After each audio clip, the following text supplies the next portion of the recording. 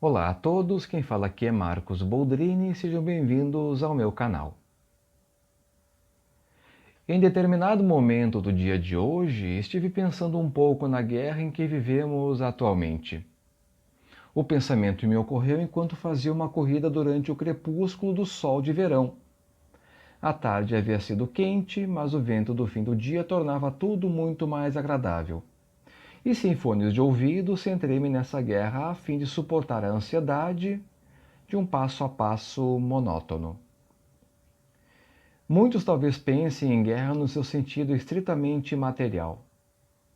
Não falo de guerras mundo afora, da Síria ou da possível guerra na Ucrânia, nem da violência urbana ou do problema das drogas, mas da guerra espiritual. É lá que está a batalha decisiva, esteja você no meio de um tiroteio ou não. Isto é o que importa. Destruída a autoridade divina no coração dos homens, o que resta? Nada. Ou melhor, qualquer coisa. Dostoiévski ensinava em Os Irmãos Karamazov que se Deus não existe, tudo é permitido.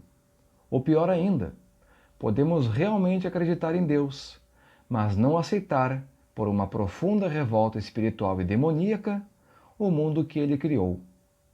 Essa era a atitude de Dmitri, irmão de Alyosha, no romance escrito pelo grande escritor russo, em que o personagem descrente em Deus declarava abertamente que jamais aceitaria o mundo como ele é, mesmo que Deus existisse. Estava declarada a guerra de uma alma que já havia perdido a própria guerra. Este é o nosso mundo, a ordem criada por almas confusas e obscurecidas pela obstinação do erro. Parece que cada vez mais pessoas decidem pela rebelião, seja por acreditar que estão se libertando ao aderirem às ideias, modas e movimentos do momento, seja porque simplesmente não aceitam o mundo que existe e querem mudá-lo à sua imagem e semelhança, mesmo que isto signifique bater de frente com o Criador.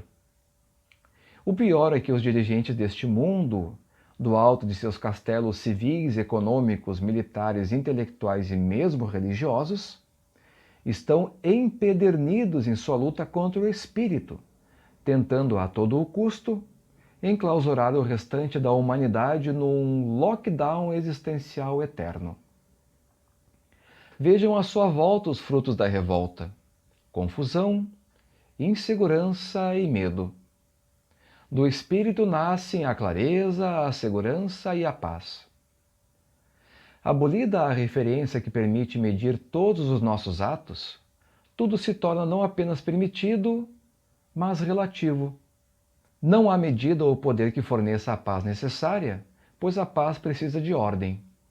E só há ordem quando o fundamento dela mesma é admitido como princípio e fim de todas as coisas, que se ordenam no passar da linha do tempo. Se na guerra escolhermos o lado da luz, poderemos ao menos enxergar e identificar os perigos que nos rodeiam, inclusive em sua dimensão física. Este é um dos papéis da sabedoria, tão rara numa época em que o Espírito Santo é contrito pela obstinação humana, pela rigidez dos que apelam pela retidão da razão. A sabedoria é o cruzamento da ciência, outro dom do Espírito, com o amor. Sabemos, por exemplo, qual pessoa se faz digna de uma ajuda desesperada, e qual, cobrindo seu rosto com a face de um cordeiro, é apenas digna de pena. Por isso pouco importa o bem-estar físico se a vida afunda na desesperança, pois os recursos transformam-se em bodes expiatórios dos próprios erros, quando não instrumentos de desgraça. Para evitarmos a desgraça do medo ou a guerra que se avizinha no horizonte, é necessário adentrarmos nas tropas do Espírito. É ali que o exército dos anjos atuam e onde encontramos, pasmem meus amigos mais humildes, milhares e milhares de empregados a trabalhar para nós, desde que estejamos dispostos a trabalhar com eles. Por isso a atitude de abertura confiante a Deus é tão relevante, pois esta é a garantia de nunca estarmos sozinhos. É necessário dizer sim e agir sobre o sim, seja com o rosário ou a cruz na mão, seja invocando o nome do Criador à forma da sua tradição, esta é nossa trincheira, esta é nossa batalha.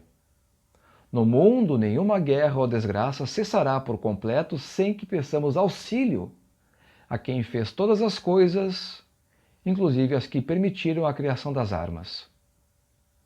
Rezem o terço todos os dias para alcançar o fim da guerra, disse certa vez a Mãe de Deus.